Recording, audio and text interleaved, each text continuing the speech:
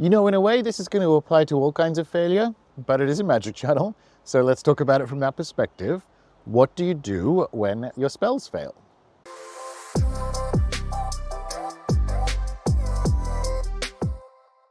The first thing you need to understand, and this applies to all failures, is the difference between a failure and a setback. Because do you know who experiences setbacks?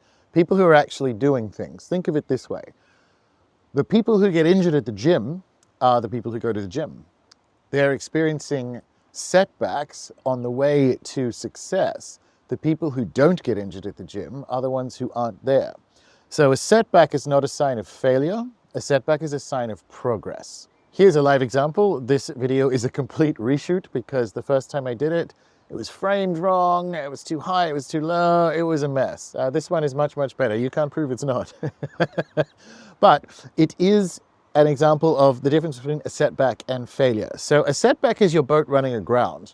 A failure is your boat sinking with all your doubloons in it. And that's key when it comes to understanding where you're going to make your magical intervention. And I would say it's very important specifically for chaos magic, because chaos magic has a really powerful binary that's one of its strengths and only occasionally its weaknesses, which is, did your spell work? Yes or no? It's a binary, right? And having that strict binary allows you to stay on the hook and not justify or weasel out of lack of results, lack of success, which is all well and good, except that the process of arriving at ultimate success needs a little bit more of a robust system of steps to run through to make sure it is either a failure or success. And that's what we're going to talk about here, right? Because otherwise you may well be leaving success on the table, which is a chaos magic nitty no-no. It's all about the result. So once you've determined that you are in setback town and not failure town, you run your spell through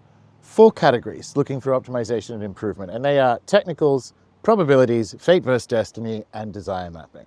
Point 1, technicals. Now I'm just going to assume, and this is in fact a big assumption, that you've got the technicals of your spell correctly. What do I mean by that? So let's say you've done a Jupiter working and you say, Gordon, the spell hasn't worked. And I ask what the offering was. And you tell me it's squirrel meat, boiled in Mountain Dew, served on a Tuesday at sunrise. I'm going to record scratch you there and suggest you look at the technicals. This is just good engineering practice. It's kind of like turning it on and off again and checking the cables is the first thing. Have you got the technicals right? It may not be the technicals, but it is the first place that you want to look. Now, assuming you've got the technicals right, you move on to the probabilities. Magic doesn't exactly work like this, but it's a useful intellectual exercise to understand where things may have gone awry. So we'll take a lottery spell, a classic example. Let's say magic reduces or increases your chances of winning the lottery by a factor of 10,000 even, right? You could bring your chances from 1 in 80 million down to 1 in 50,000 and you're a powerful magician. You still haven't won the lottery, right? And what a probabilistic analysis will allow you to do is to work out if you have pushed on the right corners of reality, because if you haven't, it's going to show up as failure. Think of it like this. Magic is the art of turning the possible into the probable. The possible is your department. The probable is where magic comes in. Now, do miracles exist? Yes, they do. They are also a separate video. Point 3, fate versus destiny. Magicians and I would say astrologers probably need definitely need a more robust categorization of the impact of agency and destiny in their life. Now, in my healing tradition, Alberto Villoldo says that fate is fatal and it behooves us to step into our destiny. And fate in that situation would be your genetic propensity to certain diseases, your economic background, all the rest of it. It is the inertia of the life that you have come to Earth to live. So that's your fate. If you don't go after your destiny, you succumb to your fate. Is that contained specifically in those 2 words, fate and destiny? No, it's not. You can pick whichever ones you want, but fate is fatal is a kind of cute way of remembering it.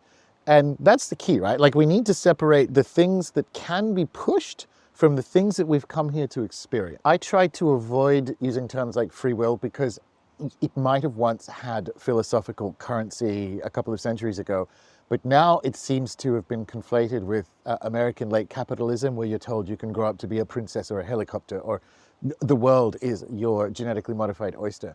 The term doesn't help very much, particularly as the cut is made between it's all free will, whatever that is, and it's all fate. If you look at fate versus destiny, fate is fatal, destiny is what you step into, you already have a little bit more nuance. It's a video for another time as well. I prefer agency to free will because an agency or an agentic model allows for other forces in this world to be operating according to their agency as well as you. But that's the key, right? And if it helps to have the third point of the triangle in between what can be pushed, what can't be pushed, and you, there's a little saying I like, which can help fold in personal agency into what the cosmos is doing. And it is, destiny is the free will of the higher self. Said like this. The nipples are the eyes of the face.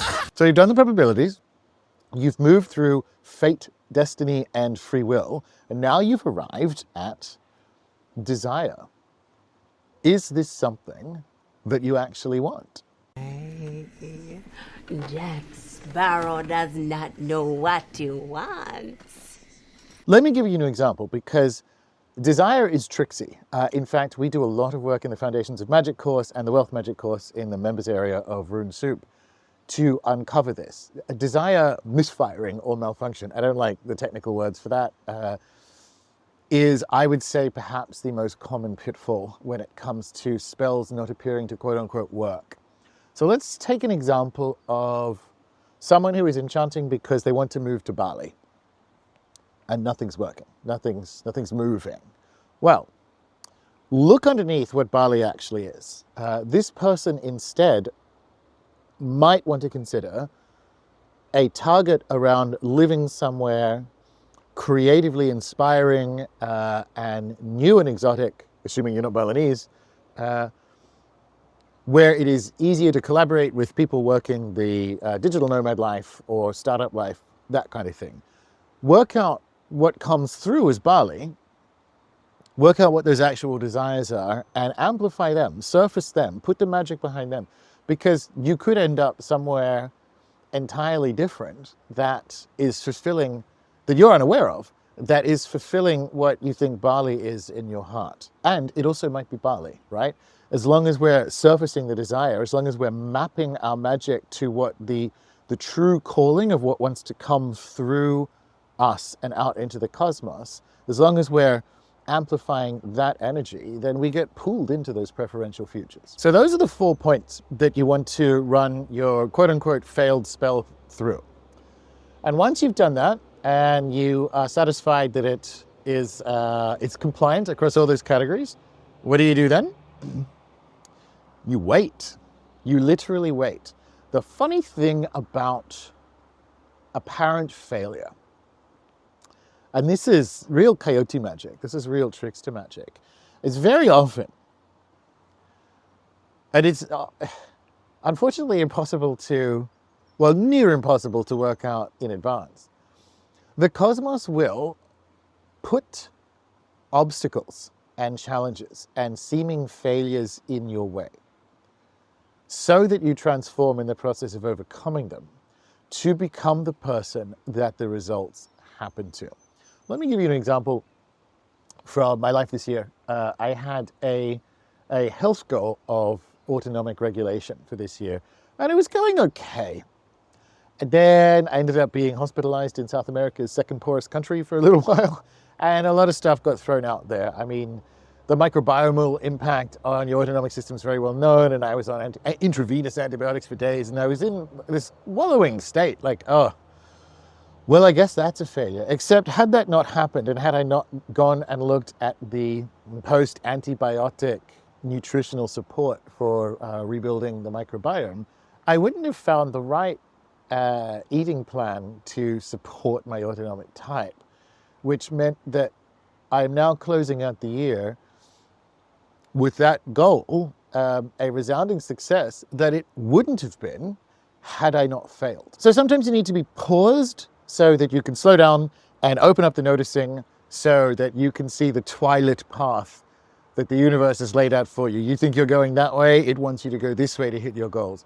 And other times you need to be knocked completely off course so that you rebuild to become the person that the results you're after happens to. You know what it's like? It's like that scene with the vase in The Matrix. And don't worry about the vase. What vase? That vase. I'm sorry. I said don't worry about it. I'll get one of my kids to fix it. How did you know? Oh. What's really going to bake your noodle later on is, would you still have broken it if I hadn't said anything? The more magic you do, the more you come to realize how intricate and complex and interrelated all these different agencies and results are that are utterly beyond the conscious mind, your puny human mind, right?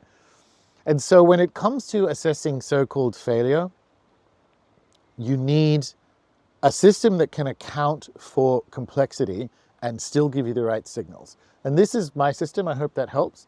And another final thing that I want to just finish this video off with, and this occurs whether or not you're in a setback or failure situation. It came up in a recent Q&A amongst the members, is there ultimately is no such thing as failure. There is only winning or learning.